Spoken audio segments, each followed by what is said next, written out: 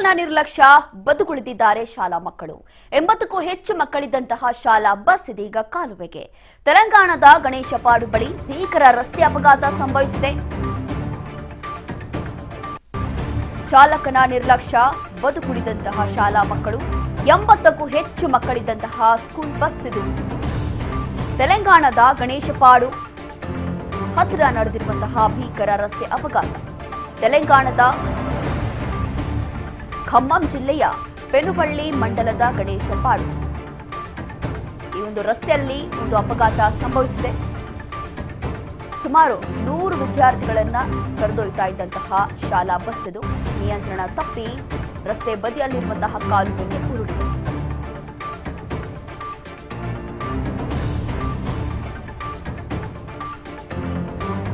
ಚಾಲಕನ ನಿರ್ಲಕ್ಷ್ಯ ಬದುಕುಳಿದಿದ್ದಾರೆ ಶಾಲಾ ಮಕ್ಕಳು.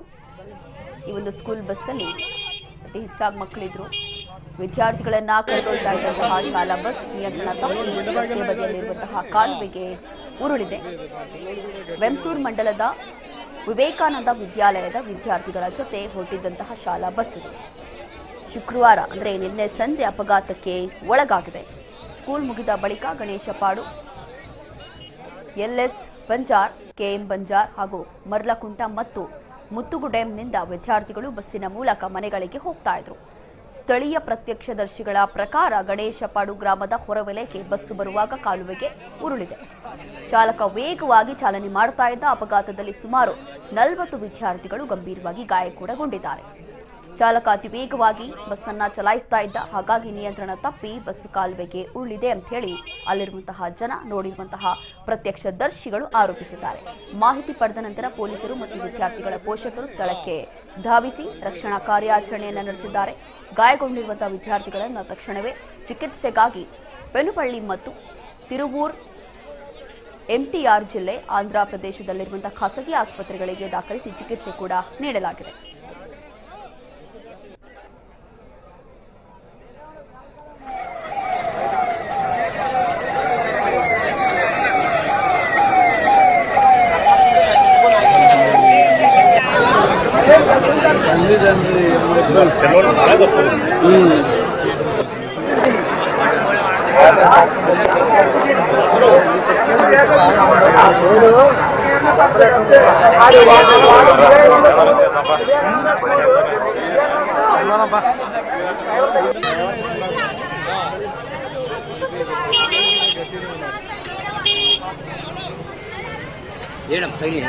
ಚಾಲಕನ ನಿರ್ಲಕ್ಷ್ಯದಿಂದ ಅಂತಂದ್ರೆ ಬಸ್ಸಲ್ಲಿ ಸ್ಕೂಲ್ ಮಕ್ಕಳನ್ನ ಕರ್ಕೊಂಡು ಹೋಗ್ತಾ ಇದ್ದಂತಹ ಡ್ರೈವರು ಅತಿ ವೇಗವಾಗಿ ತುಂಬಾ ಸ್ಪೀಡಲ್ಲಿ ಬಂದಿದ್ದಾರೆ. ಆ ಸಂದರ್ಭದಲ್ಲಿ ನಿಯಂತ್ರಣ ತಪ್ಪಿ ಅಲ್ಲಿರುವಂತಹ ಕಾಲುವೆಗೆ ಬಿದ್ದಿದೆ.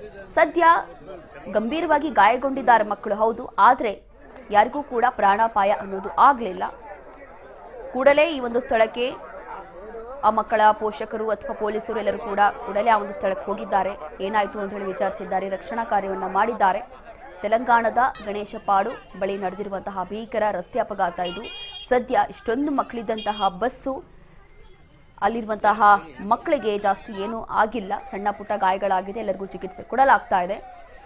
ಅಲ್ಲಿರುವಂತಹ ಜನ ಅಂದರೆ ನೋಡಿರುವಂತಹ ಜನ ಹೇಳ್ತಾ ಇರುವಂಥದ್ದು ತುಂಬ ಸ್ಪೀಡಲ್ಲಿದ್ದ ಡ್ರೈವರು, ಹಾಗಾಗಿ ತಗೊಂಬಂದು ಈ ರೀತಿಯಾಗಿ ಗುದ್ದಿದ್ದಾರೆ. ಆ ಸಂದರ್ಭದಲ್ಲಿ ನಿಯಂತ್ರಣ ತಪ್ಪಿ, ಕಂಟ್ರೋಲ್ ತಪ್ಪಿ ಈ ಸಂದರ್ಭದಲ್ಲಿ ಕಾಲುವೆಗೆ ಬಿದ್ದಿದೆ ಈ ಬಸ್ಸು. ಹಾಗಾಗಿ ಇದೀಗ ಈ ರೀತಿಯಾದಂತಹ ಘಟನೆ ನಡೆದಿದೆ. ಸದ್ಯ ಅದೃಷ್ಟವಶಾತ್ ಮಕ್ಕಳಿಗೆ ಹೆಚ್ಚು ಏನಾಗಿಲ್ಲ.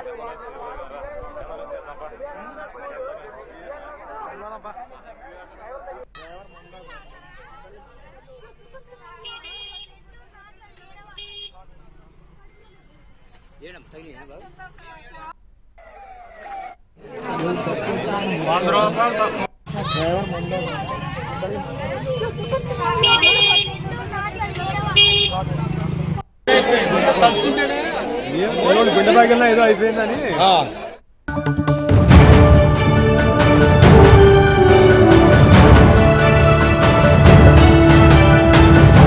ರಾಜ್ ನ್ಯೂಸ್ ಕನ್ನಡ.